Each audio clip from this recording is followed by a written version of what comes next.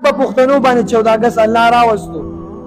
اوس پښتانه ته وګوره چې 14 اگست کې څه کوي. په 14 اگست کې معصوم خپل بچی له شپېلې اغستې ده او پوکڼې ولا والی او پلار یې څه کوي، موټرسایکل نه سلنسر وباسي، هغه دومره زغلی دومره چې سبحان الله وبحمده سبحان الله العظیم، چې کور کې یو بیمار پروت وي، یو ناجوړه پروت دی، هغه د دومره تکلیف د ماشومانو شور نه وي څومره چې د موټرسایکل نه وي. هسې ته لږ سوچ وکړه چې ستا کور کې بیمار پروت یو، زه بار چغې وام، ستا د بیمار له به څومره قار ورځي، غصه به ورځي، او تا په 14 اگست کې بچې دا شپېلې اغستې ده، پونګ پونګ یې راغستې دي. د 14 اگست مطلب دا دی کله چې د هندوستان نه او دا پاکستان نه چې کله دا کافران مسلمانانو جهاد ورسره وکړو په دې نیت باندې چې الله په دې پاکستان کې به موږ څه ایجاد کړو، څه به وایو، پاکستان مطلب به صحیح لا اله الا الله محمد رسول الله. نن پکې د الا الله فیصلې نه کېږي، نن پکې د هغه اغیارو فیصلې کېږي، نن پکې د انګریزانو فیصلې کېږي، خو د الله قانون فیصلې نه کېږي. پاکستان آزاد شو، 2 رکعاته نفل وکړه.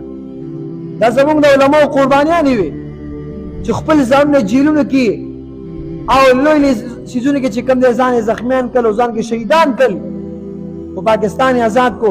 نن پاکستان قوم څه کوي، سلنسر خراب کړي د موټرسایکل، بچي له شپېلې والي، بچي ته وایي ځغلوه.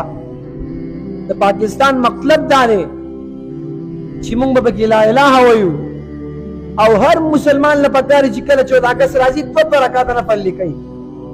هلکه 14 اگست خو دې لپاره نه دی کوي چې ته بچي له شپېلې والي وغږې، که نه دې لپاره بس موږ من بیا کوو.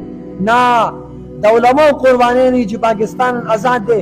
ځکه پخواني خلک دا وایي چې یاره پخوا به چې انګریزانو د خلکو کورونو ته ننوتل، خور مور سره به یې لوبې کولې، بېعزتي به یې کوله، زناګانې به یې ورسره کولې، علما راپاڅېدل، دا انګریزانو د ملک د پاکستان نه وویستل، مسلمان لا اله الا الله محمد رسول الله د نظام دپاره دا پاکستان یې آزاد کو. پښتانه څه کوي، هغې پښتنو وجاړم او که وخاندم، هېڅ مطلب باندې زه نه پوهېږم. خو انشاءالله 14 اگست کې به بل مسلمان تکلیف نه ورکوو، نه به دا سلنسر موټرسایکل خرابو. تاسو ته به ټول ملګرو زما د اواز څومره اوري او بچو د شپېلې مشپېلې مالې ښه جومات کې بوله چې باران اخیستلی نه شي شپېلې والا والي. دا عمل به انشاءالله ټولو ملګرو ته انشاءالله زما دا پیغام ټول ملګرو ته ورسوئ.